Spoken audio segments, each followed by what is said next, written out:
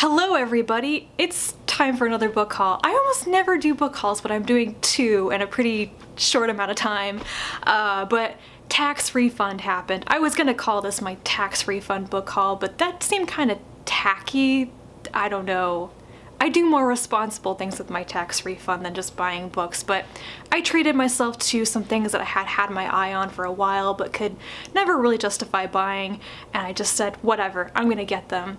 I have read all but one of these, and 8 of them I will be rereading this year, so let's get into that. My biggest splurge was buying 2 box sets of series by Tamora Pierce, which I have already read and I already own, but Tamora Pierce is going to be a guest of honor at Worldcon this year, and even if I never actually see her in person, I want to reread some of her books, and having trade paperback versions of my favorite series by her, that gives me the incentive to reread her books even more. So first I have the box set of the Song of the Lioness Quartet. These are the Alanna books, and as you can see, it's pretty. The case itself is really flimsy, but I bought these because they are really pretty trade paperback sized, and I have most of her books in mass markets and I'm fine with that, and I really like the original art, but this is my preferred size and really cool covers. First is Alanna, the First Adventure, with her horse on the cover, In the Hand of the Goddess, with Faithful the cat, The Woman Who Rides Like a Man, and Lioness Rampant. Then I have the box set of the Immortals Quartet, which is my favorite series by Tamora Pierce and the first books I ever read by her. This one, it matches. I love that the design of this matches the other box set, but it has like a greenish cast to it rather than the brown bronzy of the Alanna books. Once again, I love the cover art. So, Wild Magic. I forget who the Badger is. I used to know. I need to reread this. Wolf Speaker. Emperor Mage, which I kind of forget why this has a wing on it. I guess I prefer the cover art of the mass market. And The Realms of the Gods. Both of these series are in her Tortall universe, and this series is about a young woman named Dane who has magical powers and learns how to use them. I will definitely try to do series overviews of those once I've reread them and I have refreshed my memory. I got Bitch Planet Volume 1, Extraordinary Machine. This is by Kelly Sue DeConnick and Valentine Delandro.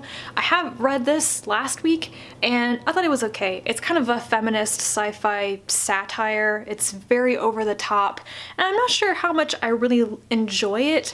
I'm gonna read the second volume whenever it's out and make up my mind then, but mostly I thought it was okay. Then I treated myself to the first 3 trade volumes of the Wicked and the Divine series. I have read all of these. They're pretty popular on BookTube, so you've probably seen them before.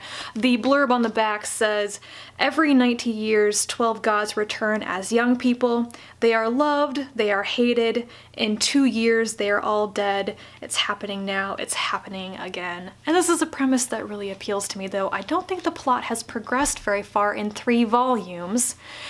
The first one is The Faust Act. The second is Fandemonium, which is nominated for the BookTube SFF Awards and people are reading right now. And the third is Commercial Suicide.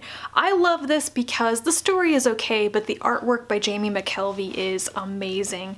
I should probably show you some of that. The covers of the individual issues and stuff are...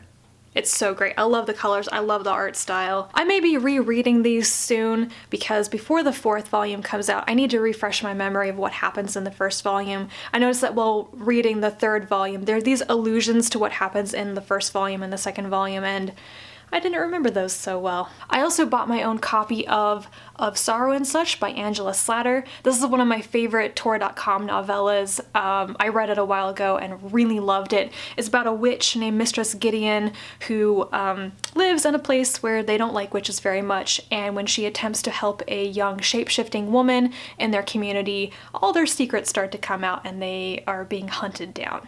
And then I have this really cool Fantasy Masterworks edition of The Falling Woman by Pat Murphy. I read this recently as a buddy read with Tara. We both really liked it, and when I saw that there was this really cool new edition of this book, which is from the 1980s, I had to get it. I might secretly, not so secretly, be collecting Fantasy Masterworks. This is kind of a contemporary fantasy novel about an archaeologist and her daughter. They are on a Mayan excavation in the Yucatan Peninsula, and the past starts seeping into the present. Both this woman and her daughter can see people from the past just all the time, but there is this Mayan priestess who is trying to bring back the power of one of her goddesses through a ritualistic sacrifice, and these women get caught up in that. And finally, I have to show you The Gate to Women's Country by Sherry S. Tepper. I haven't read this book, but it is an SF Masterworks. I bought it on an impulse because I've read Tepper's Grass a little while ago. I thought it was okay. I had some issues with it, but I wanted to try something else by her, and this presented itself, so I bought it. Not entirely sure what the plot is, but it seems to be another one of those maybe feminist sci-fi novels commenting on gender issues and inequality in a world where men and women are segregated, women seem to be in charge, and we have a forbidden love between a man and a woman, and this divide between them or something. I don't know how to describe it any better than that. I haven't read the book, but I will give this one a shot. Those are all the books I have to show you in this book haul. If you want to read any of these, please comment down below and tell me, and I will be back to talk to you again soon. And until then, bye.